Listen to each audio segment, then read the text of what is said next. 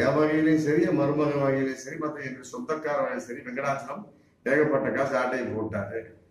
இதை வந்து எடப்பாடிட்டு சொல்றேன், மற்றபடி அவர் எடுத்த நடவடிக்கை. ஏன் அப்படின்னா, எடப்பாடியோட பினாமி தான் வெங்கடாச்சலம் அப்படிங்கிற குண்டை வந்து ஏவிராஜன் போடுறாரு. அதான் இது நம்ம கூர்த்து கவனிக்கப்பட வேண்டிய சொல்றாரு. எடப்பாடியோட பினாமி, அவர் பேர்ல ஏகப்பட்ட பினாமி சொத்துக்கள், எடப்பாடி சொத்துக்கள் இருக்கு. இன்னைக்கு வந்து 10 லட்சம் கோடிக்கு வந்து எடப்பாடி சொத்து சேர்த்து வச்சிருக்கிறாரு.